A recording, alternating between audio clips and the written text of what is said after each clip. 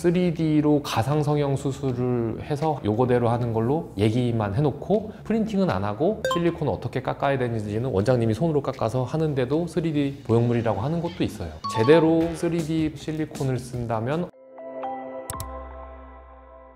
안녕하세요, 엔드성형외과 의원 최임돈 원장입니다. 요즘 코성형에서 3D 실리콘이 아주 핫한데요, 그 녀석 제가 나왔습니다. 아버지 중에 한 명이라고 할 수 있습니다. 핀미코 3D 실리콘에 대한 모든 것 오늘 이 영상 하나로 끝내드리겠습니다. 3D 보형물은 3D 시뮬레이션과 3D 프린터 기술을 이용해서 만든 맞춤형 보형물을 뜻합니다. 3차원으로 환자분 얼굴을 만들어서 거기 위에 가상 성형 수술을 하고 가상 성형 수술이 된 그 모습을 실제로 구현하려면 실리콘을 어떻게 만들어야 하는지를 디자인해서 3D 프린팅 기술을 이용해서 그거를 직접 찍어내는 것입니다. 양복 사 입는 거랑 똑같다고 보시면 됩니다. 기존에 대량 생산된 실리콘은 일반 양복점에 가서 95, 100, 105 이런 사이즈 중에서 내 몸에 맞는 거 고르고 약간 안 맞는 거를 부분 수선해서 입었잖아요. 대량 생산된 실리콘은 그런 식으로 내 얼굴 스타일에 어느 정도 맞을 만한 디자인을 고르고 그 다음에 얼굴에 대봐서 살짝 안 맞는 걸 조금씩 깎아서 삽입하게 되는데요. 표준화된 모형에 맞춰서 생산된 거다 보니까 환자들 개개인 코에는 잘 안 맞는 게 조금씩은 있었거든요. 아무리 잘 깎는다고 하더라도. 하지만 3D 실리콘은 맞춤 양복과 똑같습니다. 내 몸에 딱 맞게 치수를 다 재서 제작돼서 나오는 맞춤 양복처럼 딱 핏하게 맞기 때문에 거의 삽입을 하게 되면 레고 블록 딱 끼워서 안 움직이는 것처럼 딱 잘 맞아지는 장점이 있습니다. 그러면 원장님이 프로그래밍부터 이렇게 재료랑 뭐 기기까지 전부 다 개발해? 네, 전체 과정과 프로그램을 다 개발했어요. 그래서 특허를 3건 내고 이걸로 사업을 해서 나는 이게 내가 직접 수술방에 안 들어가고 책상에 앉아서 요거 이게 클리핑만 한다 이걸 계획 세웠는데 막상 해보니까 이게 재미가 별로 없을 것 같아. 수술이 나는 천성이라서 사업은 그냥 특허랑 해서 넘겨서 팔고요. 그 돈으로 개원을 해서 수술하고 있습니다. 그럼 원장님이 이 3D 보형물을 개발하게 된 동기가? 맨 처음에 의사가 되고 나서 성형외과 공부를 한참 하고 있을 때 코 성형할 때 이제 수술 전에 의사들끼리도 이 사람 코에 실리콘 몇 밀리짜리 꺼내서 얼마나 깎아서 넣어서 몇 밀리나 높아질지 아무도 몰라요. 그냥 해봐서 원장님의 감대로 수술 전에 한 4mm쯤 넣으면 될 것 같아 이렇게 얘기하고 넣어봤는데 안 맞는다. 그냥 임의대로 알아서 적당히 맞춰서 수술하고, 그러니까 예측이 불가능한 수술이었어요. 그렇게 하면 사실 복불복이잖아요. 수술 전부터 이 환자분은 어떤 상태고 어떤 모습이기 때문에 어느 정도 높이가 어울리고 수술 후에 최종 모형은 이렇다, 이거를 미리 환자분한테 제시하고 환자분이 이게 좋아요 하면 수술을 진행하고 제대로 나오고 하는 게 정상적인 미용 성형 수술이 아닐까라는 생각을 했고, 그 목적을 실현해 보기 위해서 이런 시스템을 개발해야겠다 생각해서 벌써 10년이 넘었네요.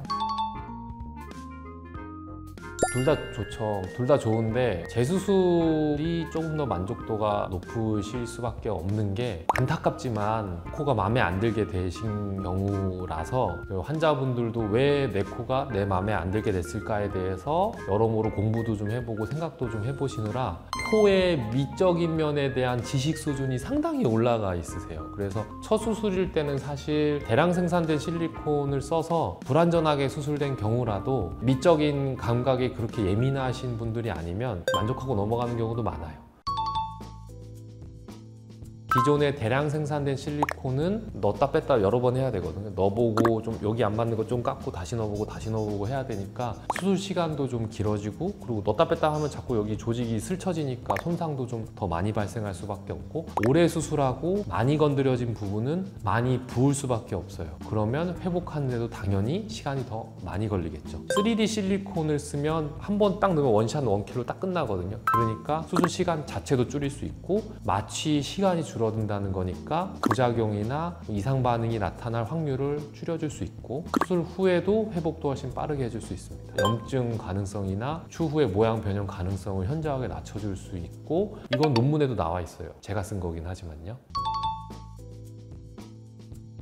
그래서 어떻게 보면 3D 보형물이라는 용어 자체가 되게 혼재돼서 사용되고 있거든요. 무수한 과정을 거쳐서 3D 프린팅 되어서 나온 실리콘을 써서 수술하는 게 3D 보형물 코 성형의 정확한 정의인데요. 3D로 된 CT를 사용해서 수술하면 3D 보형물 수술이다, 이렇게 얼렁뚱땅 얘기하는 병원들도 좀 있는 것 같고, 3D로 가상 성형 수술을 해서 환자분이랑 요거대로 하는 걸로 얘기만 해놓고 프린팅은 안 하고 실리콘 어떻게 깎아야 되는지는 원장님이 손으로 깎아서 하는데도 3D 보형물이라고 하는 것도 있어요. 그런 경험 때문에 평판이 오히려 조금 낮아지고 있는 것도 좀 있는 것 같아서 아쉽습니다. 그래서 실리콘의 3D 디자인 파일을 의사가 직접 만들어서 요거 출력해 주세요라고 넘기는 거를 이제 완전히 풀 디자인하는 거라고 생각을 하는데, 풀로 디자인하는 거는 저밖에 없는 걸로 알고 있고요. 대부분은 이제 CT 넘기고 이제 종이에다가 뭐 요렇게 수술할 건데 맞춰서 디자인을 좀 해주세요라고 업체 디자이너한테 외주를 주는 경우가 가장 많거든요. 물론 이렇게 외주를 줄 때도 그 디자이너 분하고 의사분하고 소통이 되게 활발히 이루어지고 경험이 좀 많이 쌓이면 오차가 거의 없게 원장님이 원하는 대로 디자인을 돼서 실리콘을 얻을 수 있기는 한데, 그때까지 가는 과정이 아직은 되게 좀 난관들이 많기 때문에 거기까지 가기 전에 좀 3D 실리콘 쓰다가 포기하시는 원장님들도 많은 것 같고, 본인이 생각하기에는 그래도 그냥 대량 생산된 실리콘보다는 훨씬 더 정확한 편이니까 제가 생각하기에는 오차가 되게 많은데 그래도 이 정도면 오차 적으니까 쓸만하다라고 쓰고 계신 분들도 되게 많은 것 같아요. 그래서 여러모로 제가 도움을 드릴 수 있도록 학회에서 발표도 열심히 하고 있고, 저번 주에 논문 제출했거든요. 그래서 그것도 조만간 실려서 세계 여러 의사분들한테 이렇게 지식을 좀 더 나눠줄 수 있는 기회가 될 수 있을 거라고 기대하고 있습니다. 3D 보형물 코 성형을 고민하고 계신 분들이 있다면 제 영상을 보시고 제대로 3D 프린팅 실리콘을 쓴다면 어떤 과정을 거쳐야 되는구나, 이런 걸 제공하는 병원은 어디가 있구나 이렇게 좀 찾아보시고 그런 병원 위주로 상담을 받으셔서 제대로 된 3D 보형물 코 성형 수술을 받으실 수 있으셨으면 좋겠습니다. 여기까지 MD 성형외과 원장 최임돈이었습니다.